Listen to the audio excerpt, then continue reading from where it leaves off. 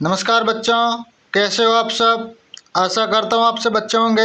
आज मैं आपके लिए लेकर आया हूँ अर्धवार्षिक परीक्षा कक्षा 8 विषय विज्ञान का मॉडल पेपर, जो आपके आने वाली अर्धवार्षिक परीक्षा के लिए मोस्ट इम्पोर्टेंट प्रश्न रहेंगे। तो आप सबसे निवेदन है कि वीडियो को पूरा देखें और चैनल को सब्सक्राइब करें। चलो वीडियो शुरू करते हैं। निम्न प्रश्नों के उत्तर कोष्टक में लिखे, यानी आगे जो प्रश्न दिए गए हैं उनके उत्तर हमें कोष्टक में लिखना है।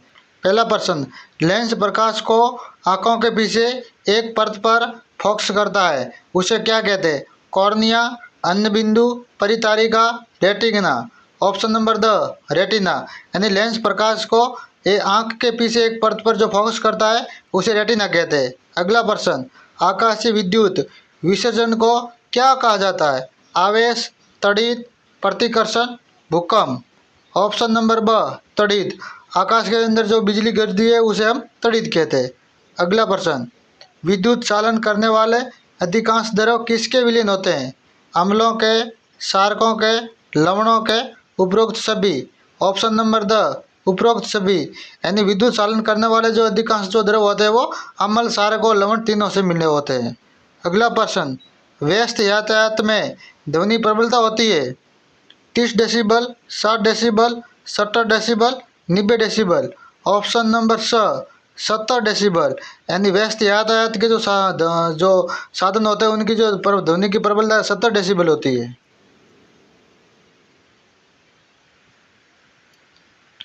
रिक्त स्थानों की पूर्ति कीजिए।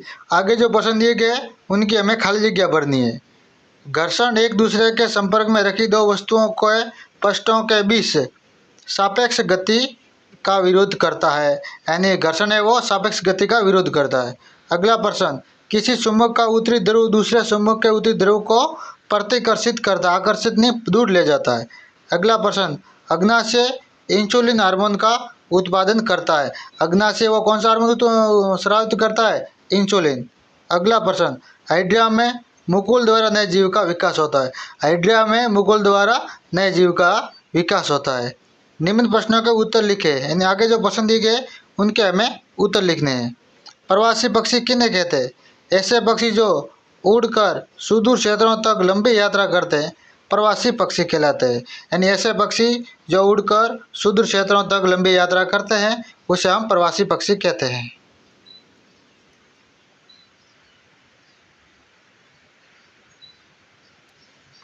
अगला प्रश्न, अम्ल वर्षा के लिए उत्तरदायी दो गैसों के नाम।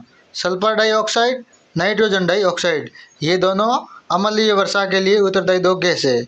अगला प्रश्न, सीएनजी का पूरा नाम।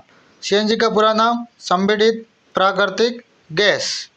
अगला प्रश्न, प्रोटोजोआ वर्ग के दो उदाहरण दीजिए।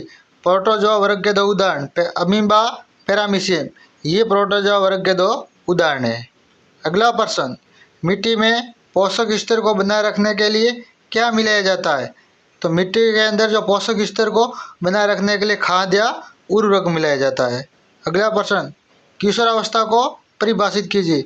जीवन काल की वह अवधि जब शरीर में ऐसे परिवर्तन होते हैं जिसके परिणाम स्वरूप जनन परिपक्वता आती है और किशोरावस्था, और उसे हम क्या कहते हैं, किशोरावस्था। किशोरावस्था है वो 11 वर्ष की आयु से प्रारंभ होकर 18 या 19 वर्ष तक रहती है, इसको हम किशोरावस्था कहते हैं, टीन एज को। अगला प्रश्न, शोर व संगीत में दो दो अंतर बताइए। शोर और संगीत में दो दो अंतर बताने। अप्रिय ध्वनि शोर कहलाती है जबकि प्रिय ध्वनि को संगीत कहते हैं। शोर कष्टप्रद होता है जबकि संगीत सुखद होता है। अगला प्रश्न, एलईडी का पूरा नाम लिखिए, इसका एक उपयोग भी लिखिए।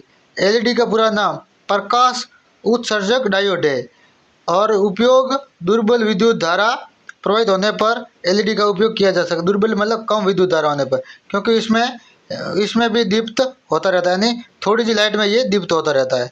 अगला प्रश्न, परावर्तन के नियम बताइए। परावर्तन के नियम, आपतन कोण सदैव परावर्तन कोण के बराबर होता है, ये परावर्तन के नियम है। आपतित किरण परावर्तित किरण तथा परावर्तक पृष्ठ पर आपतित बिंदु पर खिंचा गया अभिलंब एक ही तल में होते हैं, दोनों एक तल में होते हैं।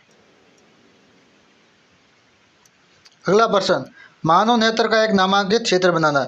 तो हमारी ये नेत्र है, इसके अंदर पक्षमाप, पेशी, परितारिका, लेंस, कॉर्निया, रेटिना, प्रकाशिक तंत्रिका ये मानव नेत्र के अंग है। तो आपको ये मोस्ट इंपॉर्टेंट प्रश्न है, ये आपको याद कर लेना है।